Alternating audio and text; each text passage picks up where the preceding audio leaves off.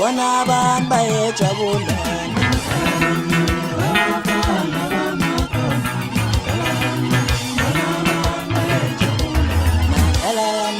webafana bomakhonyana dlala kamnandi bona abantu bayejabula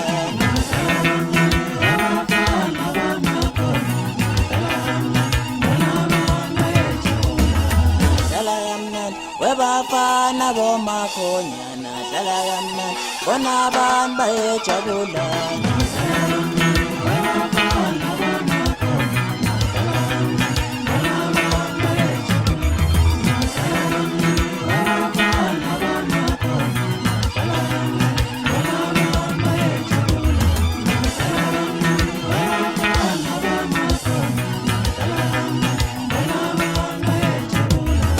dlala kamnandi webafana bomakhonyana dlala kamnandi bona abantu bayejabula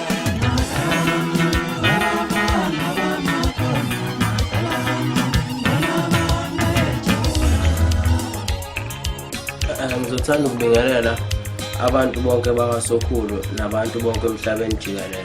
Lona okhulumayo uThulani kaMbokazi ohlala endaweni yakaSokhulu ocula umaskandi ngaphansi kweqembu omakhonya. Lana siniphathela umsebenzi wethu omuhle kakhulu othandekayo. Abantu asebewujabulele nje abaningi. Ngiyathemba nabazobona bowujabulela ingoma yethu ethi isililo. Le ngoma ngayibhala ngibuka isimo sabantu abakhipha izingane emhlabeni ukuthi uthi ubona uma umntwana esikoleni kade ekhulelwe izolo kusasa umntwana akasekho uyathi uyabona isizwe sisekho kanti vele abantwana bakhishelana. Ingakho ngabhala le ngoma ke ngizama ukukhuza leso simo esifana naleso ngoba isimo esasingangiphathi kahle. Ngiyathemba futhi baningi esingaba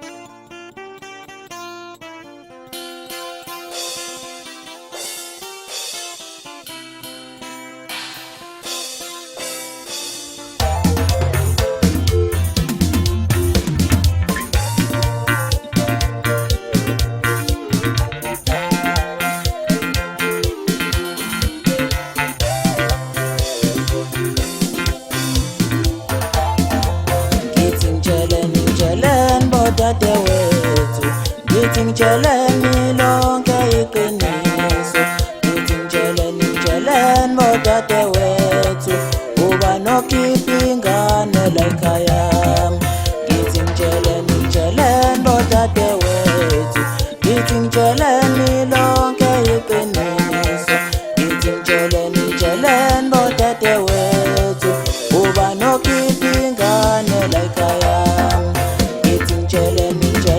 bodadewethu ngithi ngitsheleni lonke iqiniso ngithi ngitsheleni bodadewethu uba nokhipha ingane la ekhaya ngizwisililo somntwana osemncane uyakhala uyalila umntwana mncane uthi yena ufuna usizo lwami uba nokhipha ingane la ekhaya izwisililo somntwana osemncane uyakhala uyalila umntwana mncane uthi yena ufuna usizo lwami uba nokhipha ingane la ekhaya izwisililo somntwana osemncane uyakhala uyalila umntwana mncane uthi yena ufuna usizo lwami uba nokhipha ingane la ekhaya ngithi ngitsheleni bodadewethu ngithi ngitsheleni lonke iqiniso ngithi ngitsheleni bodadewethu uba nokhipha ingane la ekhaya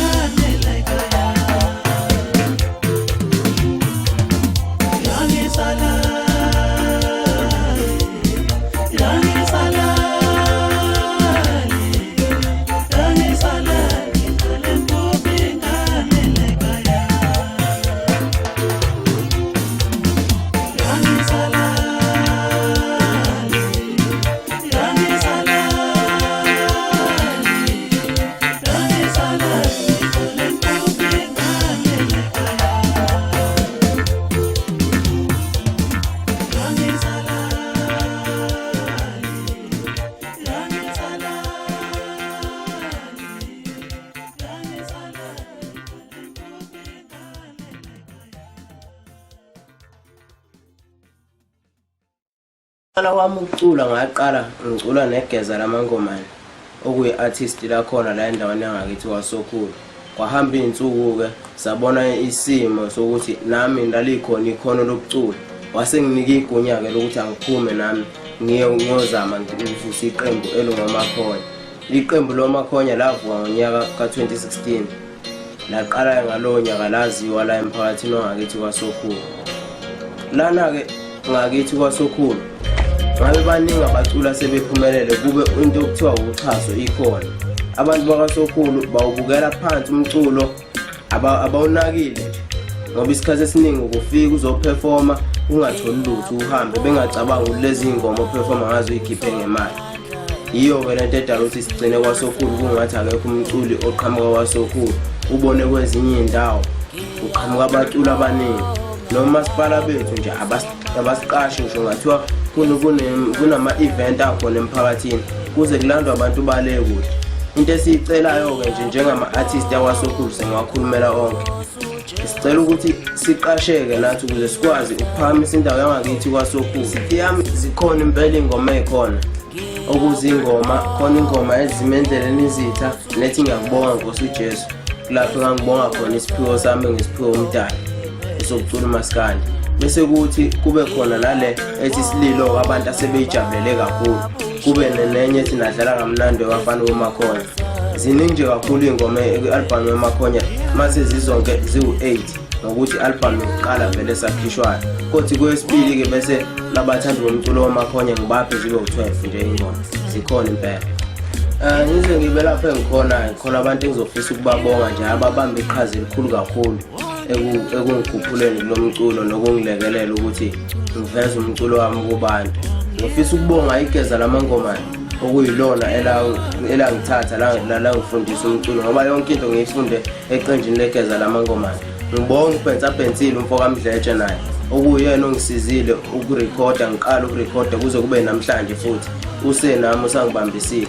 Bese kuthi ekuhambeni indawo eziningi ekuperformeni ngizofisa ukubonga umama ongizalayo uMathusi okuyena obengisiza ngasonke isikhathi ukuthi makukhona la nje ngiyakhona ukude khona ngishiya imali zingekho ngisho ngathiwa ngihambele kuyoperformela amahhala kodwa ngibekwazi ukukhipha imali yakhe ephaketheni enginika ukuthi angihambe ngiyoyiveza kubantu neziginci ngiphatha iziginci kungenxa yakhe kuzonke nje izinto impahla zokugqoka ngibonga yena kakhulu ulibambile iqhaza kakhulu emculweni nami ngiyabonga. Ngiyabingelela emphakathini wakwaSokhulu namaphethelo. Igama lami kuthiwa nguMathuso kwaMbokazi. Ngizala lo mntwana ke owuthulayo.